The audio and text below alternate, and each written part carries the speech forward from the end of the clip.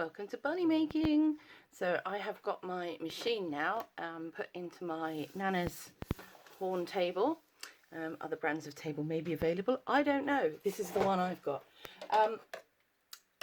It's amazing. It needs a few adjustments. This sewing platform on my machine should actually be level with the table, so I need a little attachment to put that into.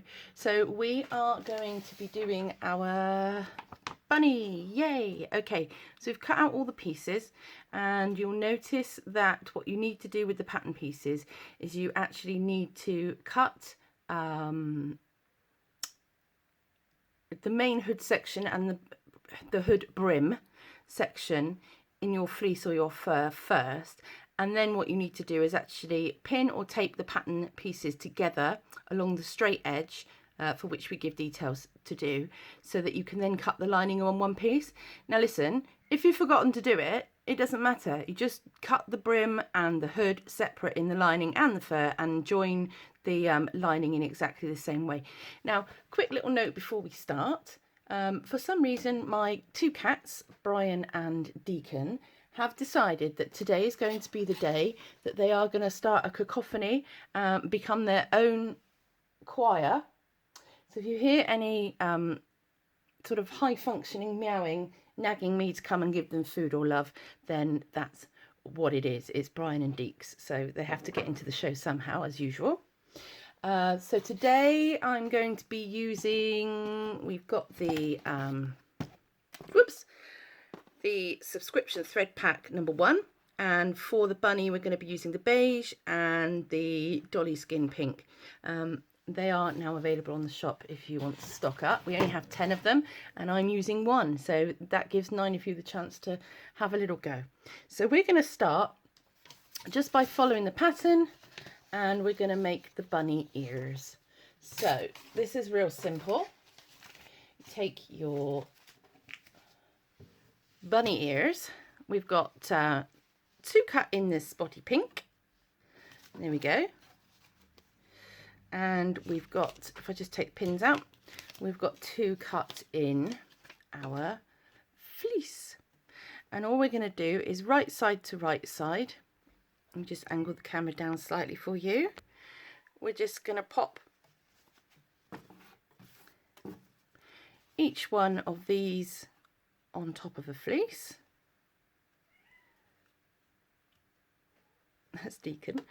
Set it aside, and we're going to do the same with the second one.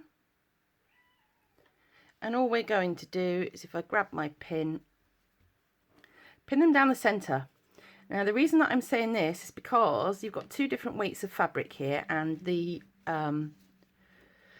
fleece has a man-made pile. It's not a directional pile, but you will find that your cotton and your fleece come out of line when you sew. So it's just a case of taking it slowly. So I'm going to put that on the side there. We'll have a little sewing machine action. So just starting from the top, we've got the seam allowances on the edge of the foot as we normally do. And we're going to go on a straight stitch. We're just going to go a few stitches forward. And then we are going to go backwards, because we're going to turn this ear inside out, and we don't want it all to unravel at the end of the seam.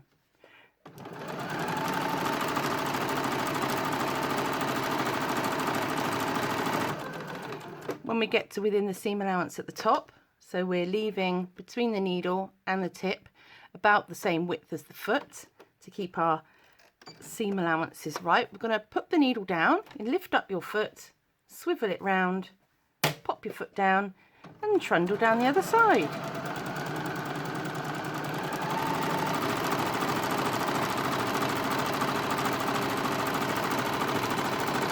And backwards at the end, just to seal those stitches in. Take your work out backwards, give it a trim. So that's our first ear. Shall we see it again?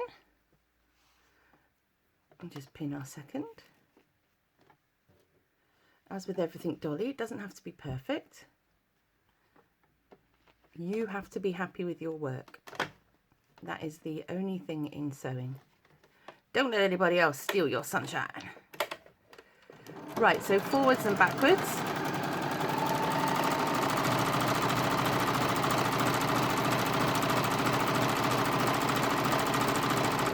Stop at the top, needle down, swivel it round.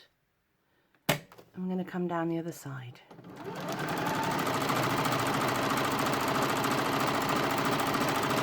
Now, my fleece has moved a little bit. It's started to rock up to the side. So I am just going to reposition.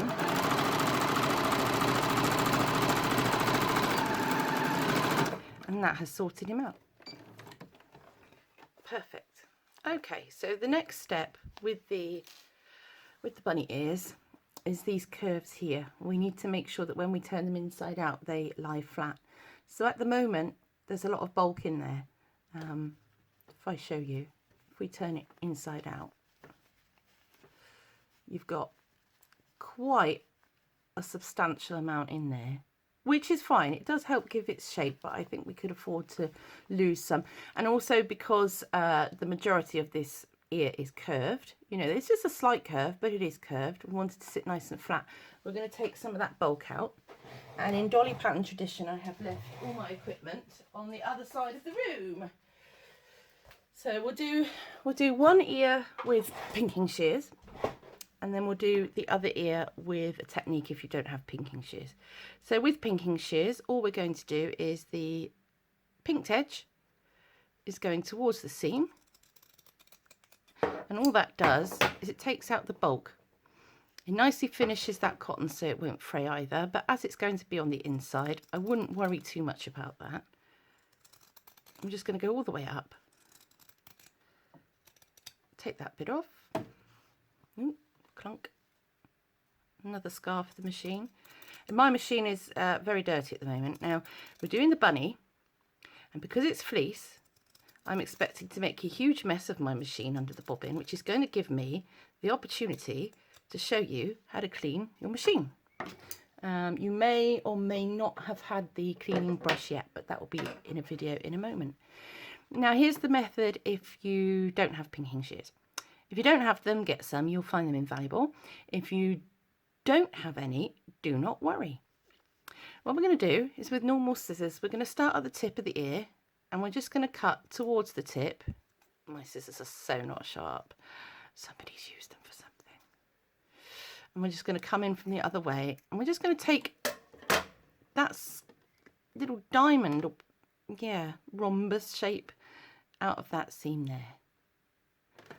Okay, so we're going to discard that. Now that's going to take everything out of the tip, and then all we're going to do is we're going to come back and we're going to snip backwards and again, so that when we turn our ear inside out, that point is going to be nice and sharp. For the rest of the curves, all you need to do is you can either have a little snip into the seam every so often, don't cut through the threads, or if you want to be very fancy and you've got a bit of extra time, you can actually cut out the notches that you would have on a pinking shear. Completely up to you. I think because it's fleece, I think there's a little bit too much seam allowance, so I would probably just trim it back and then little clips all the way down. Okay, and then so what we're going to do, if I go back to my pinked version, we're going to turn this inside out.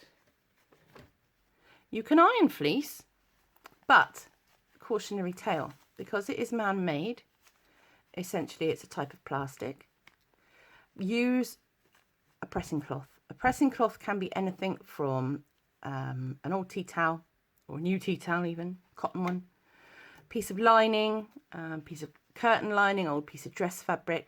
Don't use anything coloured, you want it to be white, because the heat may transfer the dye. And all you're going to do is run your iron over from the cotton side, not from the fleece side, to make that. I'm just popping that out with my scissors to make it nice and sharp, to make it flat. So imagine this is my ironing board. We've got our bunny ear nice and flat, poplin side up. We're going to cover it with a white cloth made of cotton, and then we're going to press the ear. Don't run the iron like this, okay? You just want to press. It's up and down. So it's down, hold it for a bit, up, move it along, hold it for a bit.